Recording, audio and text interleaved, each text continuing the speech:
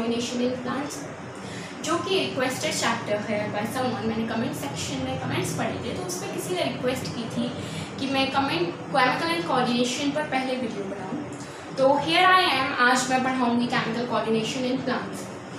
Chemical coordination in plants basically मतलब heading कुछ अजीब से लोगों को समझ में नहीं आता कि इस चैप्टर में हम पढ़ने क्या वाले हैं। इस चैप्टर में हम बेसिकली उन हार्मोन्स के बारे में पढ़ने वाले हैं जो प्लांट की ग्रोथ को रेगुलेट करते हैं, जो रेगुलेशन का काम करते हैं, प्रमोट करें या इनहिबिट करें, वो डिपेंड करता है उनको किस टाइप के हार्मोन है, उनका क्या काम है। बट बेसिकली ये कि वो ग्रोथ को रेगुलेट करते हैं। तो ग्रोथ रेगुलेशन सिर्फ मेरिस्टेमेटिक टिश्यूज़ की हो सकती है, हर टिश्यू की ग्रोथ नहीं हो सकती है। हमारी जैसे कि हमारी ह्यूमन बॉडी में जो हमारी आई बॉल होती है, जो ये ब्लैक ब्लैक पोर्शन होता है, ये जो हम बर्थ पर जितनी बड़ी होती है ये उतनी बड़ी ही रहती है, लाइफ लॉन्ग बढ़ नहीं सकती है, बल्कि हमारी हाइट जो है वो बढ़ जाती है। तो ये सेल के टाइप पर डिपेंड करता है कि उसको ग्रोथ की आवश्यकता है, मतलब आवश्यकता क्या, वो ग्रोथ उसकी हो सकती है या नहीं हो सकती है। तो सिर्फ मेरिस्टेमेटिक टिश्यूज़ की ग्रोथ होती है।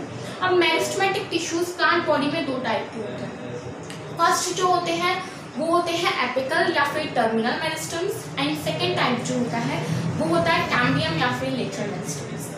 तो फर्स्ट जो कि है एपिकल या फिर टर्मिनल मेरिस्टम्स, वो रेगुलेट करते हैं जो टिप्स होती है, भले वो रूट की टिप हो या शूट की टिप्स हो, मतलब रूट का जो अंदर वाला पार्ट जो सॉइल में होता है, भले उसकी ग्रोथ की बात हो, उसकी लेंथ इंक्रीज करनी हो, या शूट की ग्रोथ जो ऊपर की तरफ बढ़ता है उसकी ग्रोथ रेगुलेट करनी हो, वो होते हैं एपिकल मेरिस्टम्स। उन टिप पर जो प्रेजेंट होते हैं वो एपिकल मेरिस्टम्स होते हैं और इनकी ग्रोथ करना पॉसिबल होती है। सेकेंड जो कैम्बियम या फिर लेटरल मेरिस्टम्स होते हैं, वो बेसिकली आप मान लीजिए जो पेड़ की जो विड्थ होती है, जो राउंड शेप में होता है, उसकी जो विड्थ इंक्रीज, क्योंकि जो एक बेसिकली जो प्लांट होगा उसकी इतनी मोटी स्टेम होगी या हद से इतनी होगी, बट ये अगर एक बिग ट्री की बात हो तो उसकी बहुत मोटी मोटी स्टेम्स होती हैं, उनकी विड्थ काफ़ी ज़्यादा होती है, तो वो होते हैं कैम्बियम या फिर लेटरल मेरिस्टम्स। तो उनकी भी ग्रोथ पॉसिबल होती है।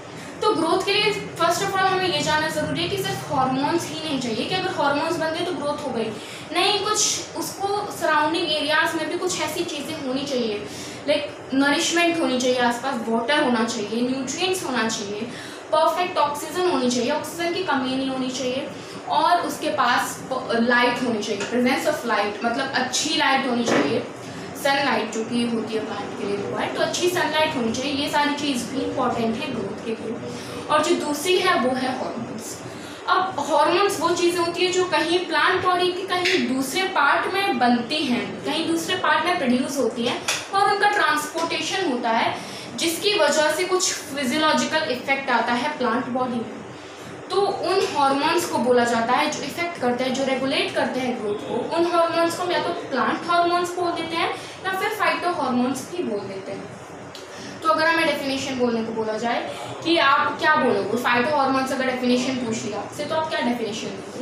तो डेफिनेशन होगी the hormones which are produced in one part of the plant and are transported to other part which results in a physiological change in the plant body are known as phytohormones। ये वो hormones होते हैं।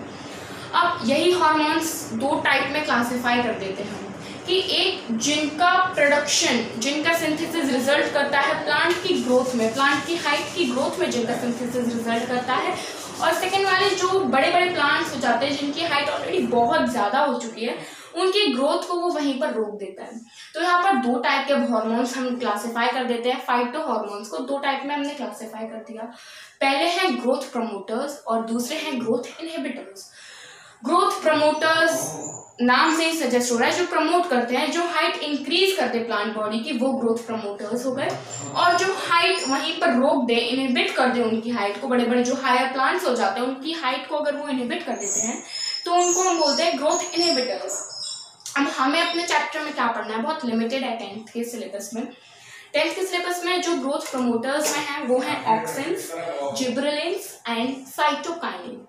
Yes, auxin, gibberellin and cytokinin. और जो growth inhibitors में आते हैं उसमें तो सिर्फ दो ही हैं, एक है एब्सिसिक एसिड और दूसरा है इथाइलिन। इथाइलिन, हाँ, ये केमिस्ट्री की है और ये गैस है, बाकी सारे लिक्विड हैं, but ethylene is a gas. आप जान सकते हो अगर ऐसे भी आ जाए कि plant hormone which is a gas, तो आपको पता होना चाहिए कि इथाइलिन एक गैस होती है।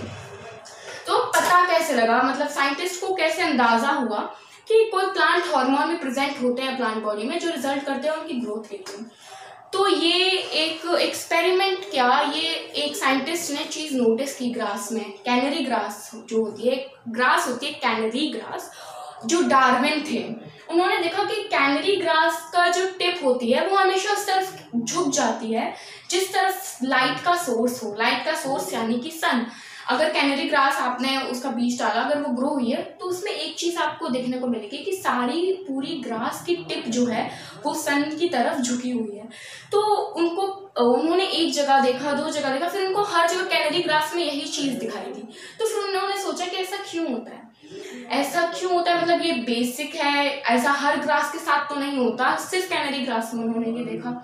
तो उन्होंने क्या किया कि सीजर लेकर उसकी टिप काट दी कैनरी ग्रास की। अब उन्होंने कहा देखिए शायद अब भी झुक जाए प्लांट, मतलब जो ग्रास है शायद अब भी सनलाइट की तरफ झुक जाए। तो फिर उन्होंने ऐसा कोई भी चेंज नहीं देखा कि वो सनलाइट की तरफ टर्न हो गई हो या झुक गई हो। तो अब उन्होंने दिमाग लगाया कि मतलब उसकी टिप पर, उस ग्रास की टिप पर ही कोई ऐसी चीज़ प्रेजेंट थी जो उसको फोर्स कर रही थी सनलाइट की तरफ झुकने में। मतलब अगर ये ग्रास है और लाइट का सोर्स इधर है तो ऑटोमेटिकली जो ग्रास थी, जो ग्रास की टिप थी वो बेंड हो जा रही थी सोर्स की तरफ, लाइट के सोर्स की तरफ। और जब उस टिप को कट कर दिया गया तो वो उसकी जो बेंडिंग थी वो देखने को नहीं मिली। तो इतना सिर्फ किया डार्विन ने, उन्होंने सिर्फ इतना ही बोला, उन्होंने आगे कुछ भी नहीं दिया कि क्या होता है, क्यों होता है, वो और भी और चीज़ों में फर्दर बिजी हो गए, उन्होंने इस पर ध्यान नहीं दिया।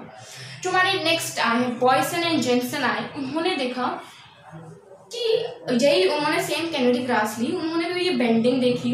उन्होंने इस बार पूरी टिप्स ना काट कर एक काम किया, एक माइका शीट होती है, mica sheet is like blade की तरह होती है, उन्होंने कैनरी ग्रास के लाइट वाले सोर्स की तरफ उसको काट दिया, मतलब ग्रास को काट दिया, उसमें उसको मतलब जो होता है माइका प्लेट को उसमें इंसर्ट कर दिया। अब उन्होंने देखा कि जब हमने लाइट वाले सोर्स की तरफ माइका शीट को इंसर्ट किया तब भी वो बेंड हो रही थी, तब भी कैनरी ग्रास का जो बेंडिंग हमें दिख रही थी वो कंटिन्यू था उसमें। बट उन्होंने अब कहा कि दूसरी तरफ करके देखते, जो नॉन लाइट वाला सोर्स है जो दूसरी तरफ है, यानी कि अगर लाइट इस तरफ से आ रही है तो ये वाला जो पोर्शन है जो लाइट के अपोजिट साइड में है, उन्होंने जब इस तरफ माइका शीट लगाई, माइका शीट आप ब्लेड समझ लो, उन्होंने जब इस तरफ ब्लेड लगाया तो उन्होंने देखा कि इस बार कोई बेंडिंग नहीं हुई कैनरी ग्रास की।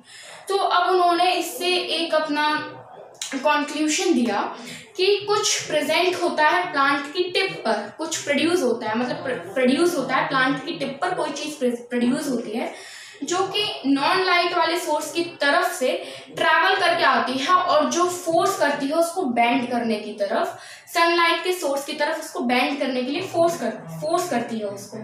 तो ये जो चीज़ थी फर्स्ट कि ये जो ट्रैवल करके आती है नॉन लाइट सोर्स की तरफ से और वो फोर्स करती है कैनरी ग्रास को झुकने के लिए, तो वो निकली auxins. Yes, auxins were found out. तो ऑक्सिन्स का यहाँ पर हो गया। अब धीरे धीरे जब एक चीज़ मिल जाती है ना तो कहते हैं ना हम और ज़्यादा उतावले हो जाते हैं, उत्सुक हो जाते हैं जानने के लिए कि आगे और भी चीज़ें होंगी। फिर ऐसे ही और धीरे धीरे साइंटिस्ट आए, उन्होंने अपने अपने उस पर वर्क किया और धीरे धीरे ये कुछ बहुत सारे हमारे फाइटो हार्मोन्स को निकाला। So this was the part 1 of chemical and coordination in plants. Hope आप सबको समझ में आया हो। पार्ट 2 बहुत जल्द आएगा। Thanks for watching and please do like, comment, share and subscribe to Shruki पाठशाला।